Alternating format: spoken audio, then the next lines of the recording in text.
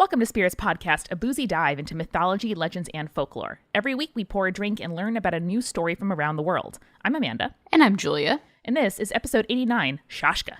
Oh, man. I do love Middle East stories. I do love the old ancient mythology ones. They're very good. And I think that this episode is going to reflect that because it is pretty wonderful. It's kind of like when you learn like Latinate or Germanic or like Old Norse root to a word that we use now in English, and then you like read the list of other words that come from that root, and you're like, oh my god, all of language. Everything makes sense now. Yep. That's how I feel when we learn about a like proto goddess, you know, who led to so many other, you know, ideas and concepts that we still use. Do you know who's a concept that we still use and celebrate every day, Amanda? Is it our brand new patrons It who, is. even though new, are already a part of our daily lives? Mm-hmm. Anthea, Allison, Ty, Madison, and Gavin. I hope that's not creepy because you guys are already like integral parts of our lives, as well as our supporting producer level patrons, our old faves. Ashley Marie, Deborah, Eeyore, Ella, Jessica, Josh, Christina, Maria, Neil, Philip, and Ryan. People will tell stories of you all as you traveled from the Middle East to Egypt. It'll make sense later. That is a good one. I'm actually reading a book about the history of the senses, and there was a description about smell and how, you know, in ancient Egypt and then ancient Rome and then the rest of the world, like everything was perfumed. For high society and the royals, fucking everything. Like pour rose water on you, put rose petals under your feet so they get crushed as you walk and smell good. Checks like out. 10 different perfumes on your body. It was like maximalist, extra sensory smell style, and I'm very into that. You know who else we're really into? Oh my goodness, our legend level patrons who have a combination of sense that is not overwhelming but delectable. Audra, Cassie, Jack, Leanne, Lorelei, Mercedes, and Sandra. Y'all are wonderful human beings, and we couldn't do this without you. And that book, for anybody who's interested, is called A Natural History of the Senses. But Julia, the sense that I care most about right now is taste and, to a lesser degree, smell. So can you please tell me about the drink that we were drinking during this lovely episode? I made us flying fig cocktails, which if you are one of our patrons who get our recipe cards, you also could try that. But I swapped out the traditional recipe, which calls for just like regular vodka, with this fig-flavored vodka called Figenza, and it was really, really dope. Any drink involving figs or the taste of figs, you know I'm mad behind. Oh, I know.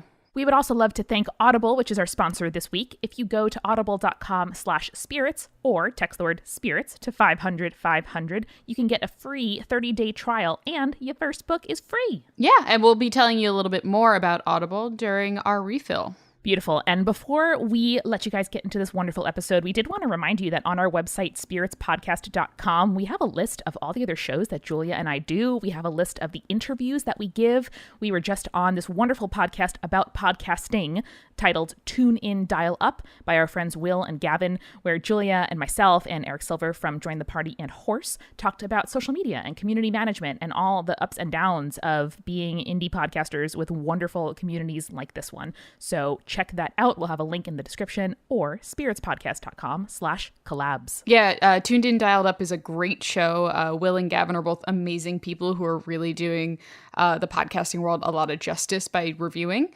And I highly recommend checking it out, even past our episode, because all of the episodes are wonderful. Yeah, it just started a couple months ago, so you can get in on that train really early. Mm-hmm. All right, well, without further ado, enjoy Spirits Podcast, episode 89, Šauška.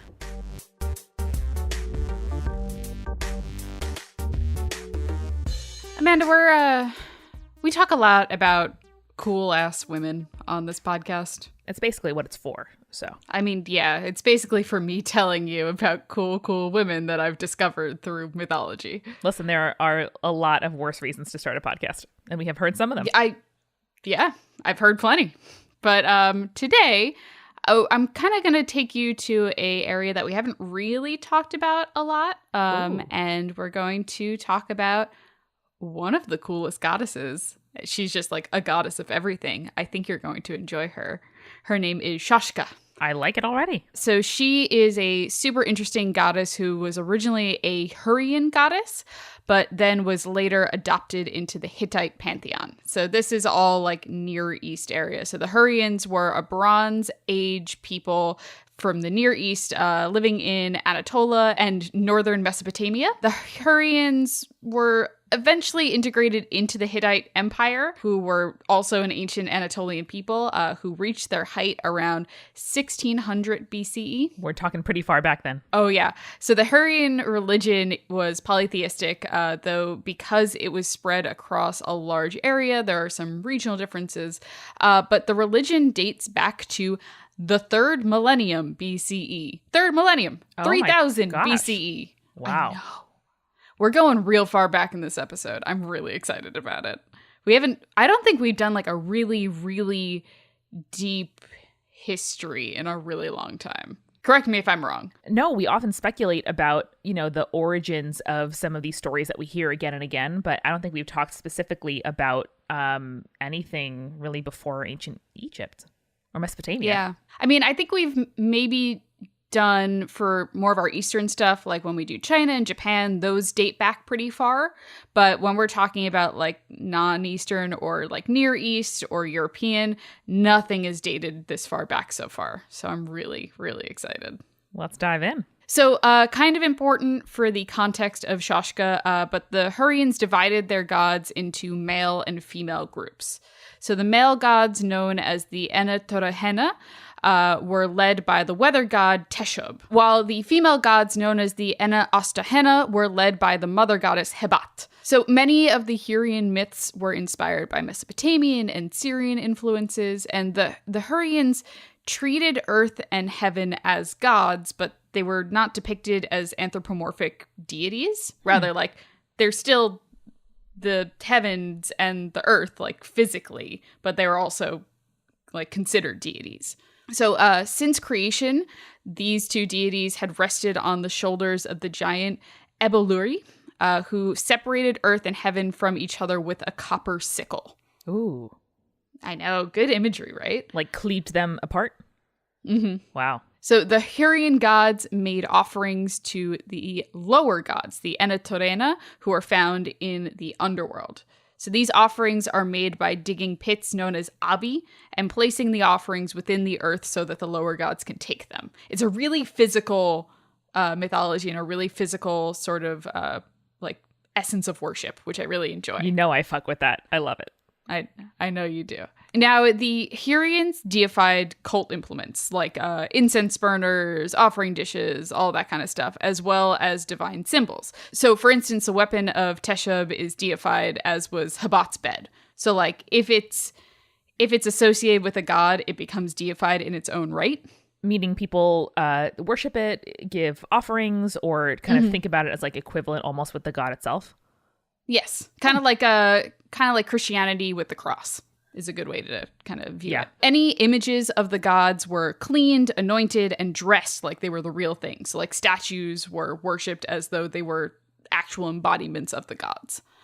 There wasn't a lot of home worship. Rather, the religion was focused around cult centers, and these acted as societal centers as well, which, it's really important when we're talking about religion to understand that, like, hey, in a lot of sense, like, culture surrounds a religion, especially early on in these kind of cultures. Some of the important ones, particularly for Šauška, were Lawanzataya, Kumamani, and Yazilikaya. Also, magic played a really important role in these religious practices. Rain rituals in particular, because Teshub was the chief god and also the storm god. Divination practices were also very important to worship and just general connectedness to the gods.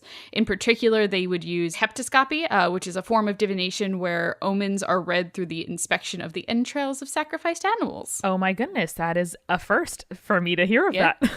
I feel like a lot of the cultures that we've talked about in the past have done that, but it's the first time we mentioned it on the show. So, entrails.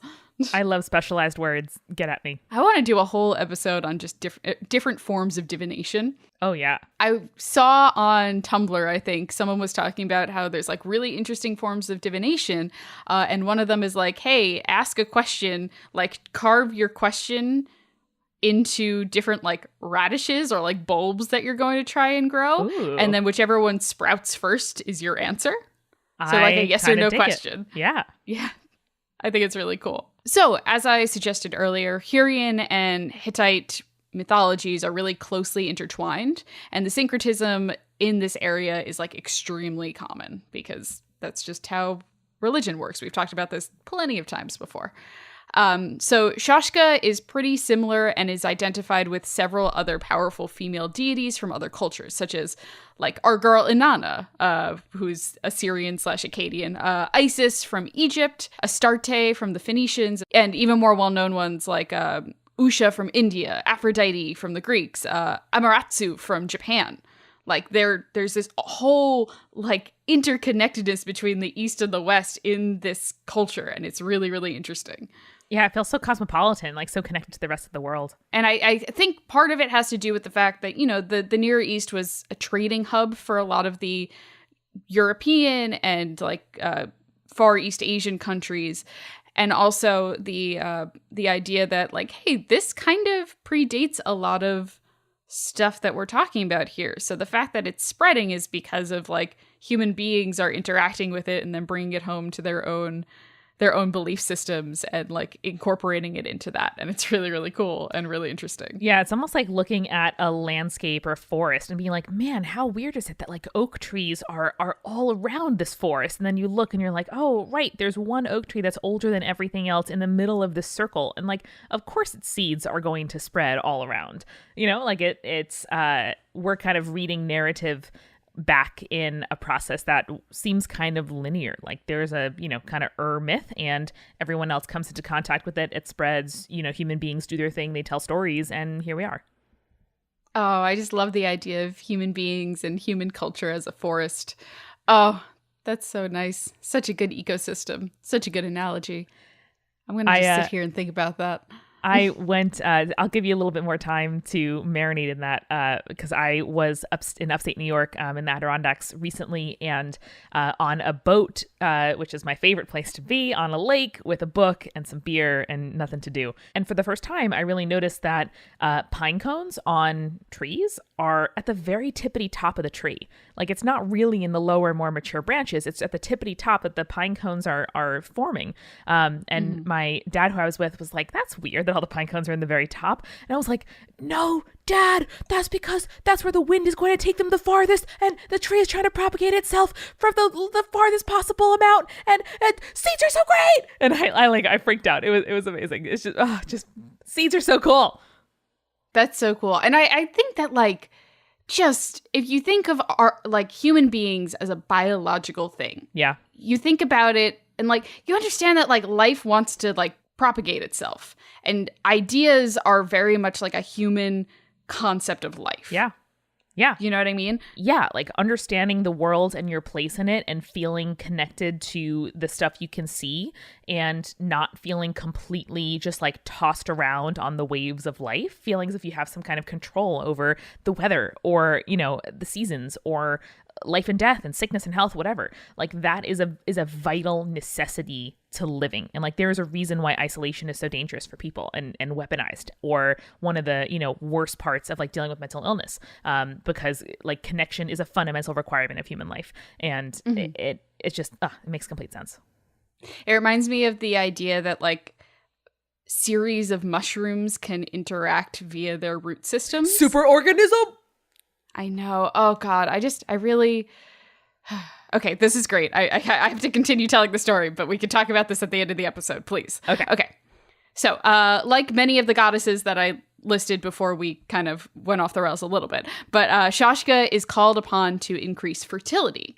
So fertility of one's ability to conceive a child, fertility as in one's physical beauty, even like fertility of the earth. Wow. So she's covering fertility everywhere.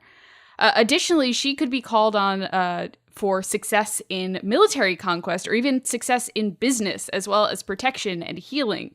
Like, she is just covering all of the bases of necessary human life, and I love it. She could achieve these latter things, so the protection of the healing, through shining her radiant light into the darkness of the human mind, which would lead to illumination and transcendence. What? So this is actually very similar to Usha and Amaterasu, though which came first is kind of a subject of debate between scholars. Right. So, for example, Dr. Lini Srinivasan maintains that Šauška was the Hurrian name for the goddess Washukani, who was previously the Egyptian goddess Isis, and the same Rigvadi Usha, basically stating that Isis was the original goddess from whom all of these are based off of. But others would argue that the Hurrians conceived their goddess directly from Inanna, who is the first goddess of this type. Mm-hmm.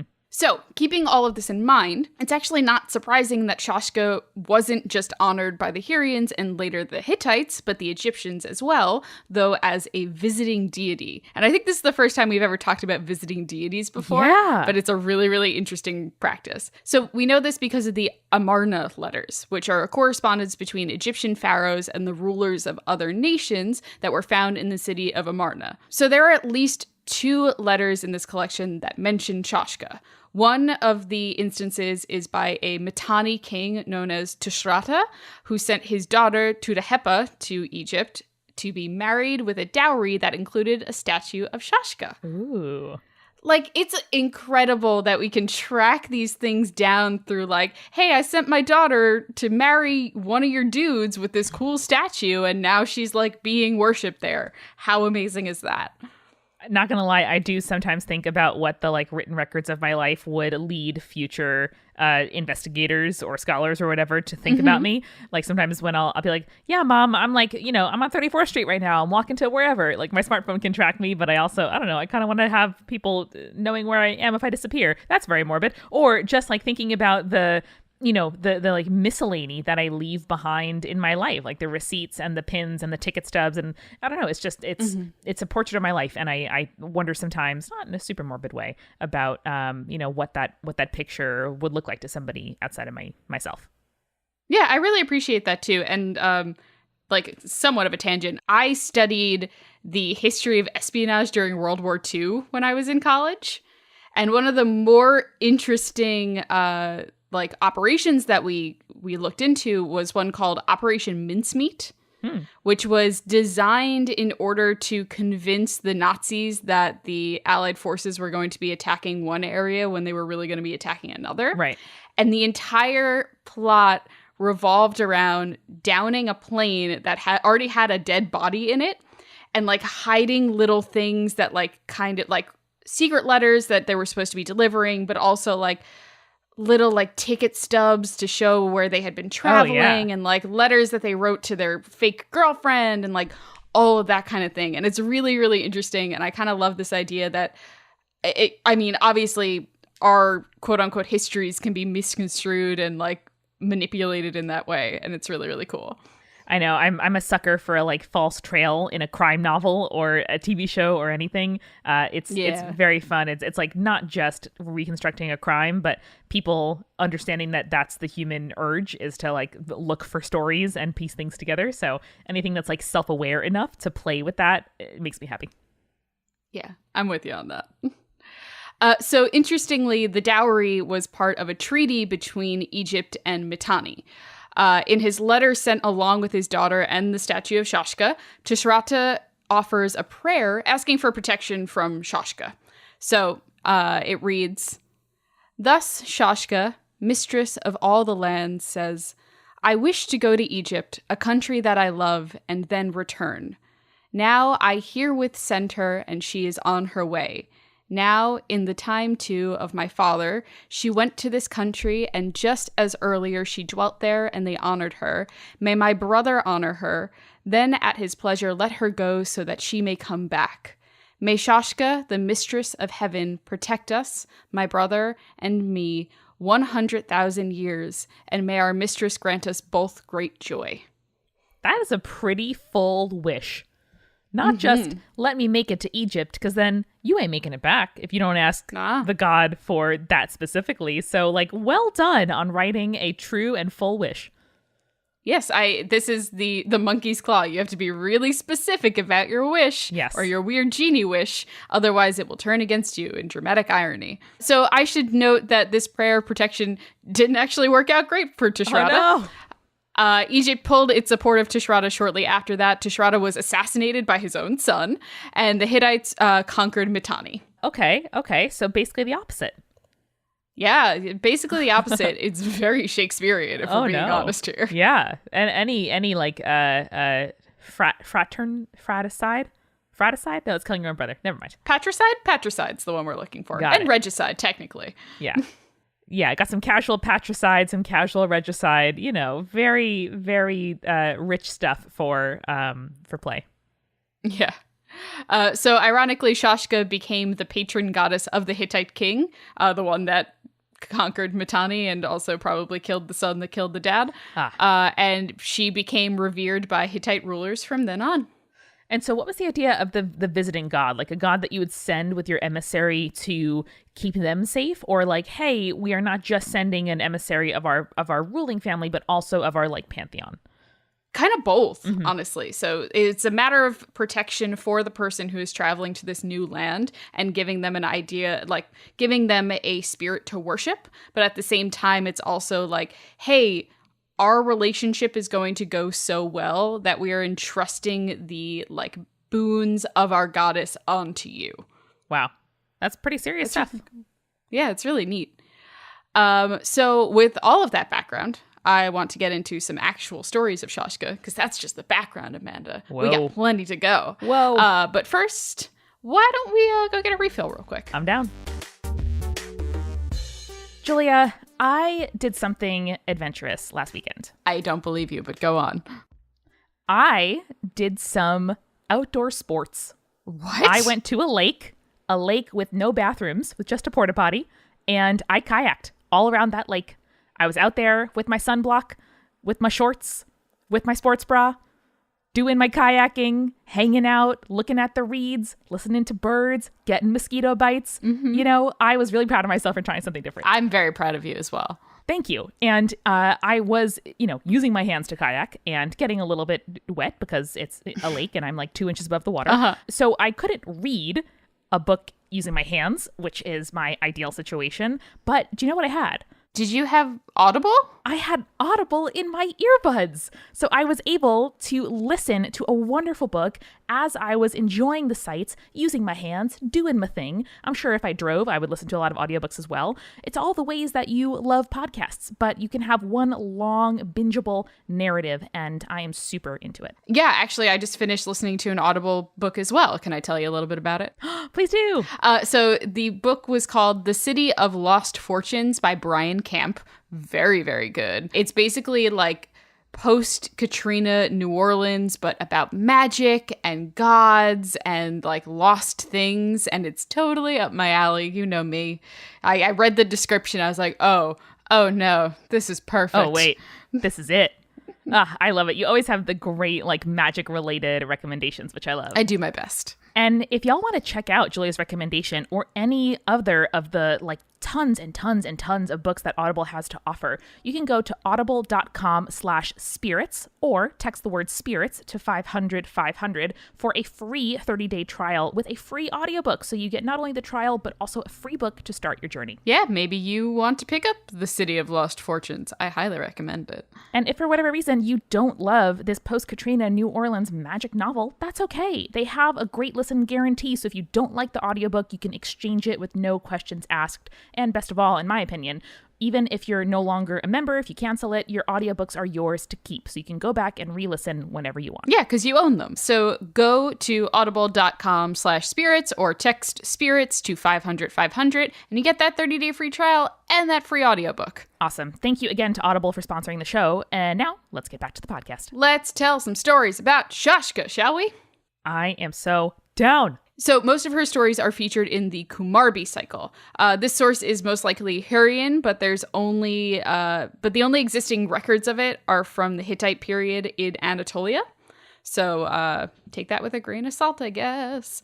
So the cycle tells the story of Kumarbi, who is the chief god of the Hurrians, closely associated with the storm god Enlil. So it tells the story of his dissatisfaction with human beings, as well as his 2 attempts to destroy all of the human race. I mean, fair enough. We can be really annoying. Yeah, I know. It's some real Loki shit going on here. It is 5, though sometimes 6, depending on the source, stories altogether, and 2 of them feature Šauška. So it's the story of the Song of Hedamu and the Song of Ilikumi. The cycle starts off with the Song of Birth, which tells the story of how the gods Anu and Kumarbi are in conflict over who will rule the universe. Who will indeed. Very fancy. So this story starts with how Teshub, who we mentioned previously is kind of like the Zeus ruler of the male gods, was conceived by the sky god Anu, who was impregnated by his son Kumarbi in battle. Okay. So this happens because Kumarbi bites off Anu's genitals in the course of the battle, becomes pregnant because of the genitals, and gives birth to Teshub through the top of his head. That's definitely how biology and also gender work. Checks out. Teshub actually becomes so popular because he's basically the perfect combination of Earth, because Kumarbi is the Earth god, and Heaven because of Anu.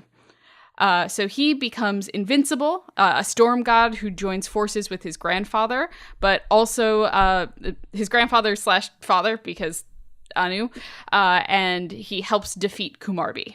Side note, don't you hate when you're reading a novel and then the family tree is at the end? This happened to me recently because it was a bit of a spoiler, like the lineage was sort of revealed near the end, but I was like, motherfucker, this would have been really helpful at the beginning also, or at least to know that it was there. Or do like the one that doesn't have the spoiler at the beginning. Exactly. And then the spoilery one at the end. A middle one in the middle, and let us see it evolve. Yeah. God, very That's annoying. like my problem with Game of Thrones, is they have those family trees all the way at the end of the book, and I'm just like, who the fuck are these people? And then I get to the end, I'm like, motherfucker, you could have told me this beforehand. Yeah, I straight up read the first book twice. Like, I finished the final page and then turned back to the beginning like, oh, okay, good. Now that I know who everybody is, I can enjoy the story. Now that I know the concept of who everyone is, I can understand what the fuck is going on. Good God. Which, debatable still with Game of Thrones, but anyway. So Teshub is a great hero and a champion of humanity because he's able to defeat Kumarbi, who wants to end all of human life. But actually, it isn't Teshub who thwarts Kumarbi's actual attempts to destroy human life. That's Šauška the first time, and Ea, the god of wisdom, the second time. How does she do it? Let me tell you how it happens, Amanda. Thank you for asking. You led me right into my segue. We don't do this in advance, but we just know each other well enough that it happens. So the Song of Hedamamu, that is the next story in the cycle. Great title. Kumarbi mates with the daughter of the sea in order to give birth to a monstrous sea serpent named Hedamamu, hence the name of the story. So Hedamamu poses a threat to Teshub and all the other gods who are fighting against Kumarbi, though the reason why he might actually be able to kill Teshub is not made exactly clear. Just because he's a giant monster, one would assume. Yeah, has the power. But Teshub isn't even aware that this like giant serpent monster exists. So Šauška transforms herself into a snake in order to hear the conversation between Kumarbi and the sea, where Kumarbi reveals his plans to use Hedamamu to destroy the human beings. It's that classic, like, let me give you my entire plot and plan to, like, as a villain at the end of the movie in front of the captured hero, where you're like, good, hero, you're going to die soon. Let me just tell you about all my plans. Ha ha ha, the classic Bond move. So Šauška goes home, she anoints herself, and she ornaments herself. Beautiful. The actual quote ends with, she ornamented herself, and beauty was running after her like puppies. I love that quote so much. So cute. It's adorable. Beauty is like It's falling so on cute. its own face to get after her because she's so wonderful. It's like staggering after her, just wants to follow her around because they know that they'll get pets and food. More puppy metaphors, please. So she is so stunning that Beauty can't even keep up with her. Amazing. So she invites her 2 attendants to come with her to the shore, bringing cymbals, drums, and like the whatnot to like, you know, and she performs a dance for Hedamamu. She arouses him by exposing her naked limbs and is able to seduce him. The story tells it, quote, she sprinkled beauty into the powerful waters. Ooh. The beauty dissolved in the waters, and Hedamamu tasted the scent. The beer, a sweet dream, seized victorious Hedamamu. He was dreaming like an ox or an ass, and he recognized nothing and was eating frogs and lizards. So basically, he falls into this drunken sleep, never to wake up again, and Šauška saves the world. Oh my word! With her beauty, with her beauty, just her limbs. Not her even beauty any of the is other so stuff. intoxicating. Oh, I love it. I love it so much, and it really is like some Medusa style, like harnessing the thing that people try to use against you. I don't know if they have the same like kind of toxic, misogynistic culture where people are objectified and women are made to feel lesser than and treated as objects. But like, this is a really, I think, empowering way to be like, no, beauty is not just for other people to remark upon and make you feel bad about. Like, it's also, if it's a tool in your toolbox, if it's a thing in your arsenal, like, it's something that you can use. I love when goddesses are able to like match wits with people, not just by like getting on their level, like say Athena and Ares would like match wits, but they're both gods and goddesses of war. Yeah. Šauška is saving the world just by being beautiful and being enticing and like using what she has available to her in order to do something that none of the other gods and goddesses can. I also dig that Hedemamu was like eating lizards as his like drunken stupor is taking effect. That's really cute. He's like, yeah, lizards and frogs. I'm so drunk. That's like when you get really, really drunk and you're like, oh man, all I want are mozzarella sticks. I shouldn't eat some mozzarella sticks, but fuck, I want some mozzarella sticks. Oh, nope, there's 4 of them. Oh, bye. And they're gone now. Goodbye. Goodbye forever. So in the next story, Kumarbi is back on his bullshit, trying to destroy human beings in the Song of Illikumi. This time, he knocks up a cliff, like you do. Okay. Giving birth to a stone monster named, again, Illikumi. So Illikumi manages to remain unnoticed because Kumarbi hides him on the shoulders of the god Ibeluri, who is the giant who is holding the world up, kind of like Atlas. But the problem is he's pulling away power from Ibeluri and grows stronger and larger until Shemiki, the sun god, notices him. Classic child parasite. Children are scary enough as is when they're leeching life from you. Worse. 1,000 times worse. Yeah. Also beautiful? I don't know. So Illikumi seems to want to destroy Teshub first, wanting to, quote, crush him underfoot like an ant and chop off like chaff. This is because Teshub was considered the protector of human beings. But once again, Teshub wasn't even the one to defeat the monster in this story. Šauška tries to defeat the monster the same way that she did before. She bathes herself, she prepares herself, she goes to the beach with cymbals and drums, and when she tries to dance, the sea raises itself up into a giant wave, which means it is a much different threat than the serpent had been. Oh, yeah. So, see, the problem is that Illikumi is a giant of stone who is both blind and deaf, and thus immune to Šauška's charms. Aha. Kumarbi is figuring this shit out the second time around. So, Illikumi fights with the gods, winning a few battles, but Šauška contacts the god of wisdom, Ea, who cuts Illikumi away from the shoulder of Ibeluri with the same blade that was used to separate the heavens from the earth, that copper sickle coming back to it. So severed from his source of power, Illikumi dies and the world is saved. Wow. I love the idea that the like weapon of creation, if you want to put it that way, is not just a one and done type thing. Like it comes back around. No, I really like that. And I think that has a lot of like, in order to save the world, we're using the same tool that was used to create it. And that's like really interesting and really cool storytelling.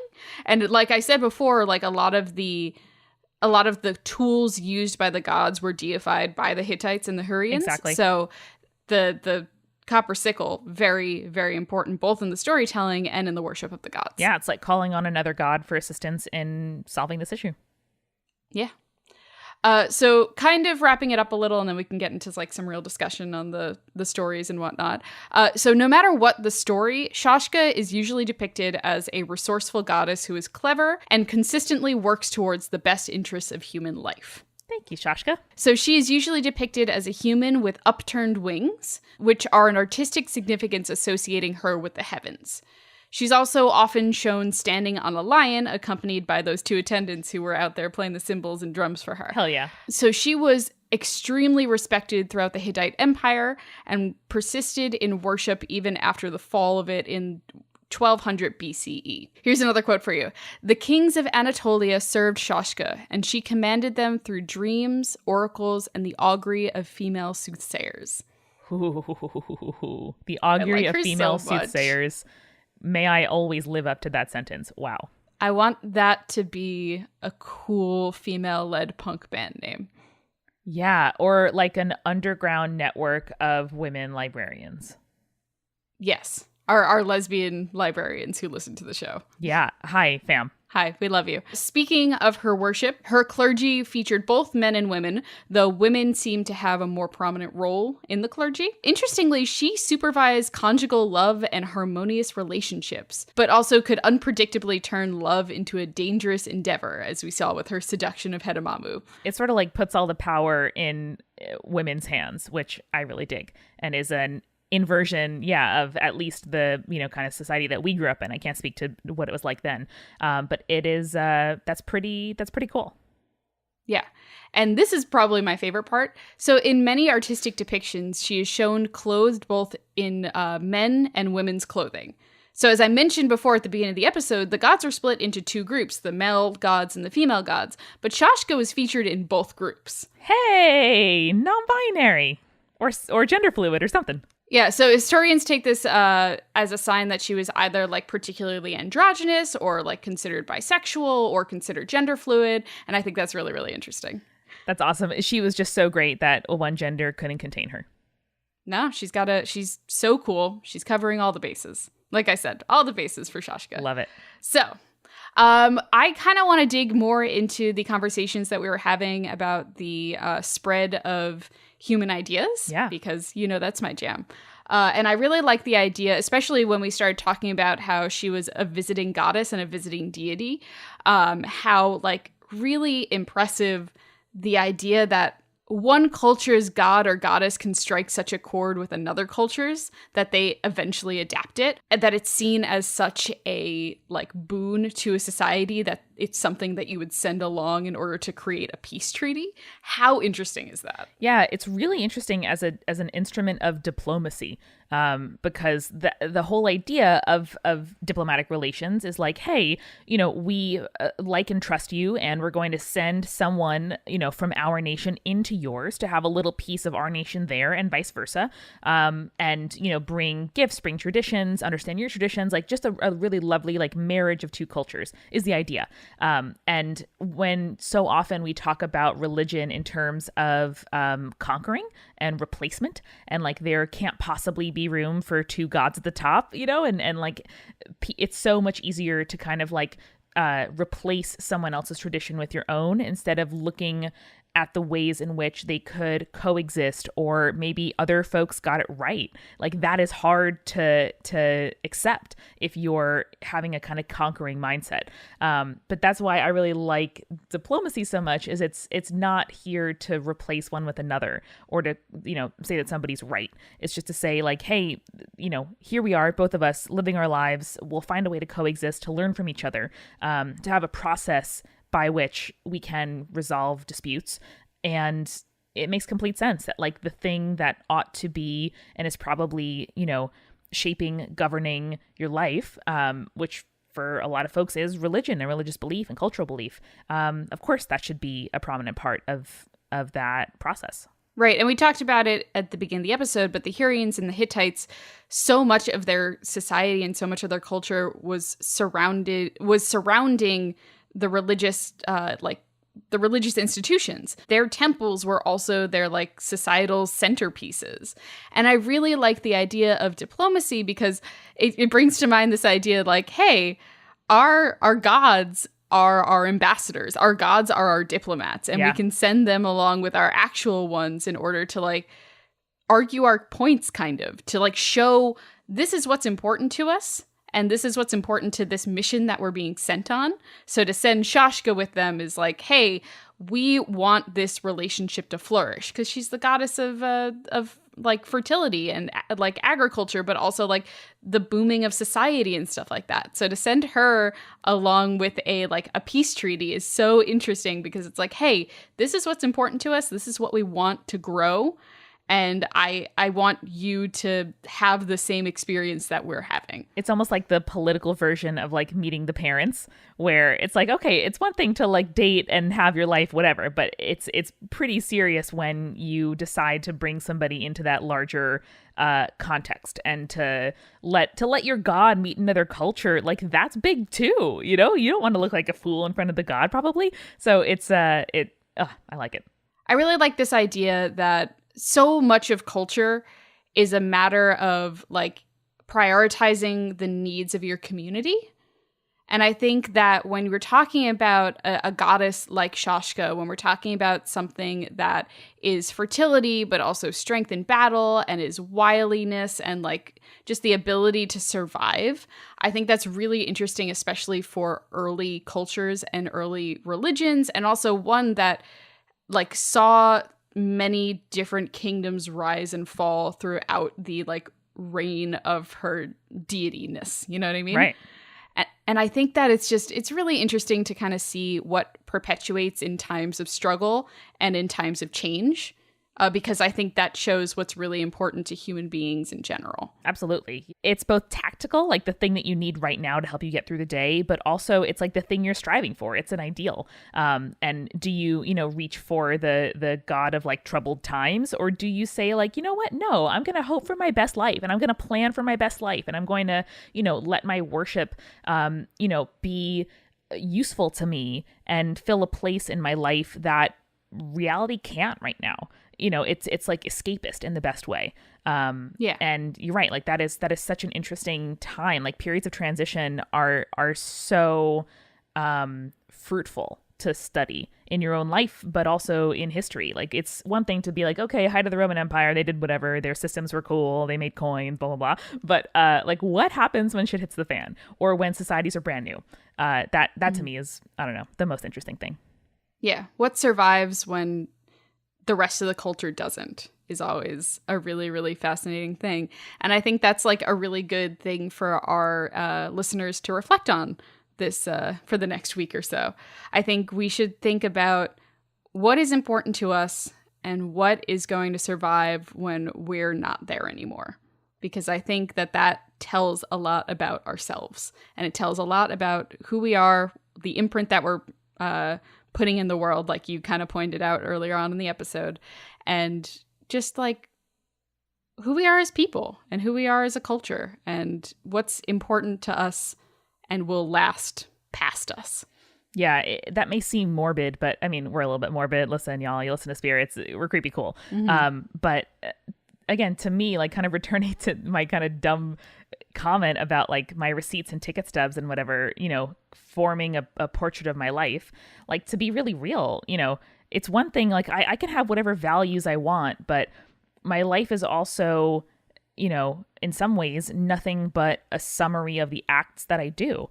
And I can think I'm the, best person in the world, or the most complex person in the world, but other people experience me via my actions. And so I think it's really helpful sometimes to think about, what is the sum of this all? And like, what am I spending my time doing? And what, when life is stressful and I have no time, like, what do I spend my time doing? And sometimes, self-care means like watching a bunch of TV and rewatching Brooklyn Nine-Nine for the third time because it's the one pure thing in this goddamn world. Totally understandable. But also for myself anyway, I'm trying to figure out the best way to, have downtime and have, time that I can let my brain just recharge, but also to realize that, I'm not going to do anything great by prioritizing only myself. And there's a way to do both of those things, and to make sure that I live for others and give back and have real things that I contribute to the world. In addition to just my thoughts and, pleasures and like, having a good time in between. Yeah, I'm with you on that. And I also think that like we do put a lot of pressure on ourselves to like make an impact on the world. But I don't think that every single day that you spend out there needs to be impactful. Yeah. You have so many days on this earth, and you don't have to make everything like the day that the historians will look back on and be like, that is the day she did that thing. But like at the same time, you have to take care of yourself. Every day can't be a struggle. Every day can't be a war. Every day can't be a battle. You just have to live one day at a time. Yeah, like before the day on the beach, I'm sure that Šauška had lots of days of like, you know, hanging, and figuring things out and thinking and marinating. And like as one of the most like helpful kind of metaphors I've ever heard was that if you're an artist and somebody who has a lot of output and making a lot of stuff and putting a lot of things out there into the world, you also have to have some periods of input. Like you have to have some months where life is really stressful and you watch a lot of TV or read a lot of books or a lot of comics or play a lot of video games, because that's like recharging. It's taking things in. It's letting your mind and your subconscious, recharge and come up with new ideas. And that doesn't mean you're a bad artist. It doesn't mean that your, artistic output is over or that you're a freeloader on the world or like whatever, BS bad story your brain wants to tell you. It's, there are cycles and seasons to life. And it's not about, how did I finish this day ultimately, but it's about, the sum total of it and the narrative of it. Yeah, I'm with you on that. So with that, listeners, knowing that every day doesn't have to be a battle, every day doesn't have to be a war, I'm going to also to remind you to stay creepy. And stay cool.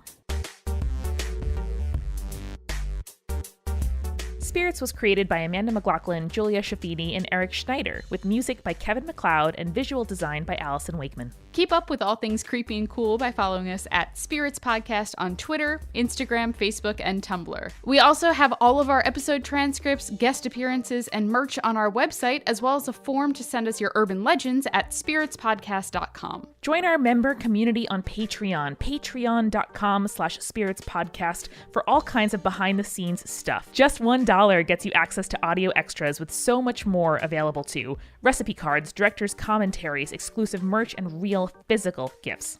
We are a founding member of Multitude, a collective of independent audio professionals. If you like spirits, you will love the other shows that live on our website at multitude.productions. And above all else, if you liked what you heard today, please share us with your friends. That is the very best way to help us keep on growing. Thank you so much for listening. Till next time.